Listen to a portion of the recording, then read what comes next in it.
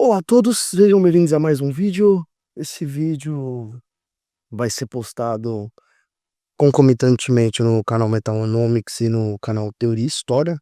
Talvez eu faça edições diferentes para distinguir melhor esses vídeos. Mas eu tô tentando trazer um pouco mais de vídeos para o Teoria e História. E esse é o tipo de assunto que cabe mais nesse canal, né? Embora eu ainda tenha ressalvas de postar, porque o Teoria e História tá meio abandonado e eu não gosto de dispersar tanto a minha atenção em vários canais, né. Mas vamos falar hoje sobre o H.P. Lovecraft, mais de um ponto de vista filosófico, e eu cheguei a algumas reflexões interessantes sobre o Lovecraft, porque quando eu gravei um vídeo sobre romantismo e a subcultura gótica, link vai estar na descrição desse vídeo, eu falei sobre o H.P. Lovecraft ser uma expressão cosmológica do romantismo. Porém, isso pode induzir ao erro, porque o Lovecraft ele era um antirromântico, principalmente porque ele não era antropocêntrico. Isso também é claro assim na cosmologia dele. E exatamente eu vejo o vínculo entre o Lovecraft e o romantismo, especialmente na contemplação do horror sublime. Essa contemplação do horror sublime é uma inversão do sublime do William Blake, que era um sublime que ainda vislumbrava algo que, sim, estava além da compreensão humana, tal qual na cosmologia do Lovecraft, mas que não necessariamente era maligno. E quando nós falamos do sublime no Lovecraft, é um sublime que está relacionado com uma cosmologia do caos, uma cosmologia completamente ausente do Logos, e portanto uma cosmologia por excelência de esquerda. Eu acho que, assim, a cosmologia do H.P. Lovecraft, ela é a expressão máxima da cosmologia de esquerda, uma cosmologia heraclitiana, né, enquanto Parmênides, na sua versão mais caricata, é a expressão máxima de uma expressão de uma cosmovisão, né, uma cosmologia de direita, enquanto Platão e Aristóteles seriam uma expressão de uma cosmologia de direita mais madura, justamente lemórfica e ontologicamente hierárquica, né.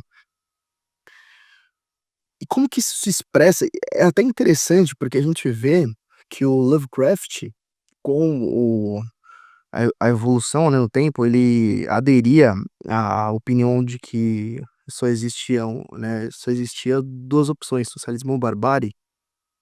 Ele se tornou um socialista.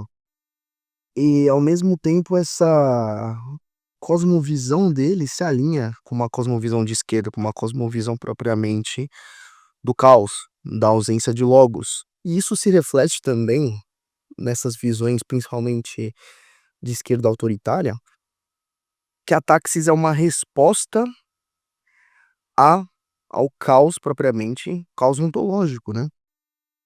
E não é que existe uma espécie de ordem que emana de um mal ontológico, tal qual na gnose mais caricata também, né, mas de que não existe ordem alguma.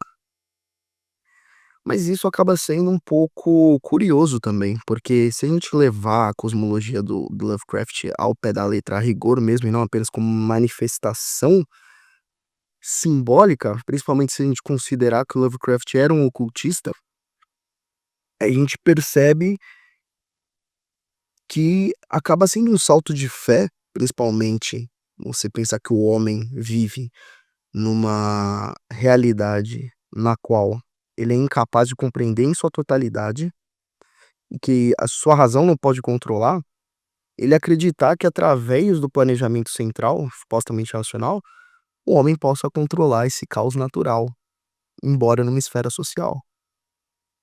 Isso é algo bastante interessante da gente explorar, né. Mas quando a gente fala que o Lovecraft, ele era um cara, mecanicista, que ao mesmo tempo ele não enxergava nenhum logos na natureza. A sua antropologia também está inserida nessa falsidade da razão propriamente, que é essencialmente romântica. É tão igualmente anti-iluminista quanto o romantismo clássico. Então, assim, dizer que ele não é um romântico me parece inadequado, ele tá mais pra a cosmologia dele parece ser uma forma de romantismo não antropocêntrico, e que ao mesmo tempo ela também não idealiza a natureza. Ela vê a natureza muitas vezes como algo hostil e incompreensível, né. O que, se a gente for levar ao pé da letra mesmo, é algo que as últimas consequências seria até uma negação do conhecimento científico, porque o conhecimento científico, principalmente a ciência aplicada, vem de uma compreensão dos mecanismos da natureza e uma aplicação até para superar as dificuldades humanas frente às nossas limitações, né, perante a natureza.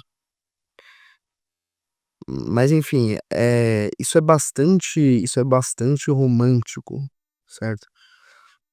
Porém numa forma peculiar de romântico, um romantismo que tira o protagonismo do gênero humano, né, e também tira um pouco do subjetivismo, certo? E esse caos, principalmente que a gente vê, até quando a gente pega um RPG, por exemplo, baseado, né, em Lovecraft, quando a gente pega um Call of Cthulhu, você percebe também que os Cthulhu-Mythos, né, quando você tem esse conhecimento, que é um conhecimento muito mais de identificação de objetos relacionados ao oculto, é inversamente proporcional à sanidade, de modo que esse conhecimento do universo dissolve a mente, na ausência de cosmo do próprio universo, que é algo muito interessante, né.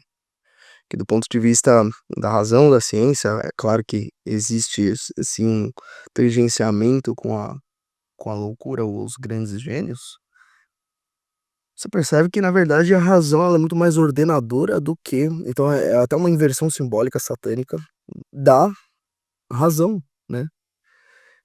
A razão ela é por natureza mais ordenadora do que algo que se dissolve na loucura de um cosmo que não tem nenhum logos, né. Então, é só uma coisa que eu queria explorar, essa ideia, né, do Lovecraft, e é interessante como o socialismo do Lovecraft coaduna com a visão de mundo dele, né. A gente sabe que o Lovecraft ele tem as suas polêmicas, principalmente ele era um cara racista que, posteriormente na vida dele as visões dele foram evoluindo, né, esses preconceitos foram sendo dissolvidos, mas que a sua cosmologia tem muito a ver com a sua visão de mundo e que, de certa forma, influenciou na sua política, né. Mas é essencialmente isso, né. Bom, forte abraço a todos, fiquem todos com Deus e tenhamos um ano abençoado. Feliz 2026 a to 2026 a todos. Tô ficando velho já.